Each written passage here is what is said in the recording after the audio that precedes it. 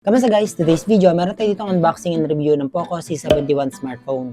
Tingnan natin kung value for money ba yung ganitong model dahil mabenta siya ngayon sa online. Umpisa na natin.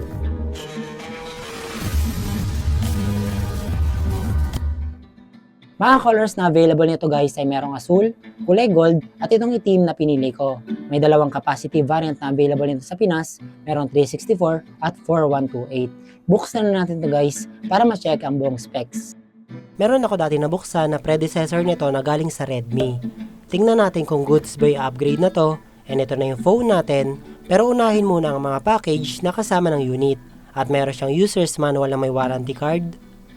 Meron din clear case na jelly type, SIM ejector pin, USB Type-C na cable, at meron siyang 15 watts na AC charger.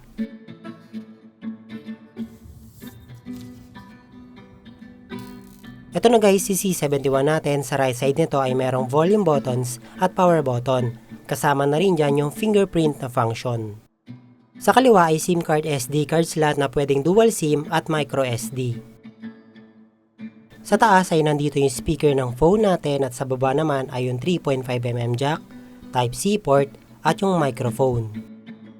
Dito naman tayo guys sa likod at meron 32 megapixel main camera at flashlight ng phone. Pinaghalong textured ang surface na may smooth na glass-like appearance pero plastic back panel ang pagkagawa sa likod ni C71 natin.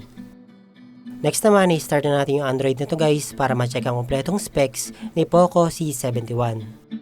Ito na guys, si C71 nag-start na at na-setup ko na din.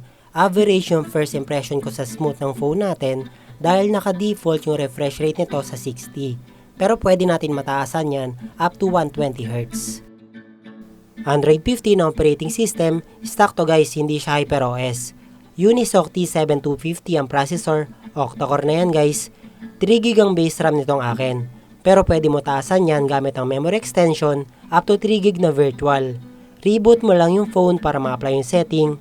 Tapos pagka-start ulit ay total of 6GB RAM na itong CC71 natin. 5200 mAh ang battery nito at sa sukat naman ay 6.88 inch HD plus screen display alongside with up to 120Hz na refresh rate.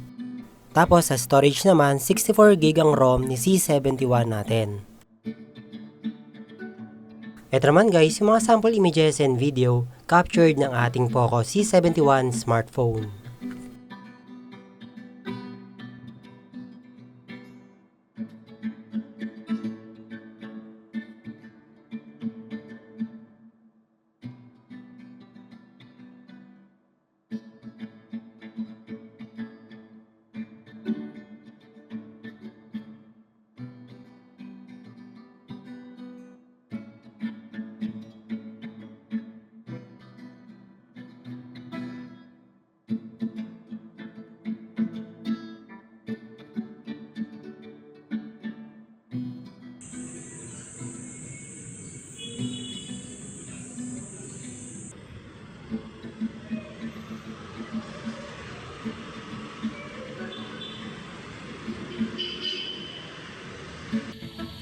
Dito naman sa games, unahin natin sa Metal Slug. Swabe ang galawan kahit naka-manual aiming tayo, kaya pwedeng-pwede na tong si C71 sa mga 2D na games.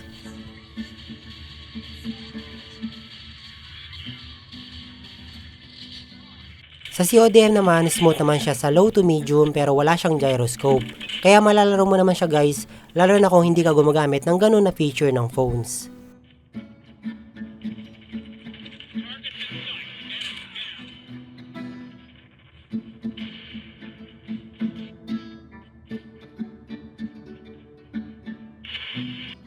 Dito naman guys sa Mobile Legends, stable siya sa medium na may high frame rate, kaya pwedeng-pwede na tong CC71 na pang rank games ng mga MOBA na laro.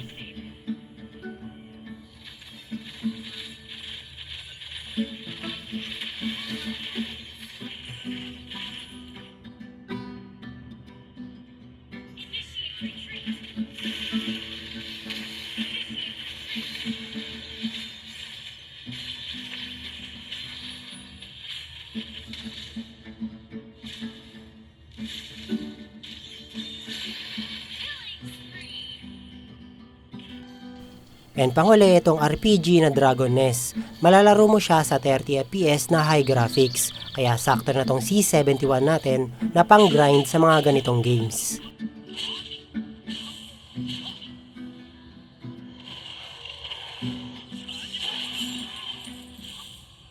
And syempre, ito naman guys yung Antutu benchmark results ng ating Poco C71 smartphone.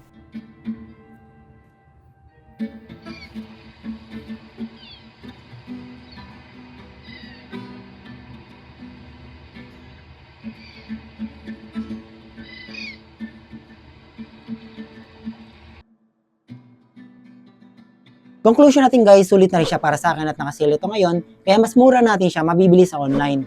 Maraming same pricing ng ganito pero mas mababa yung processor na installed sa kanila. Aside pa dun guys, kumpara sa predecessor niya, mas mataas ang refresh rate, mas malaki ang screen size, mas malinaw ang camera at mas matagal malobat. Kaya isa ito sa pinakasulit na smartphone ngayon. And suggestion ko na lang din guys, kung mahilig ka sa games, kunin natin yung variant na may 4128 para hindi ka mabitin sa setting ng game mo at dahil yung iba, minimum ang 4GB sa base RAM at mas maraming storage na lagayan ng mga apps. And salamat guys sa panonood. Huwag kalimutan mag-subscribe, like and follow para mapanood nyo agad susunod na unboxing ng mga Poco smartphones.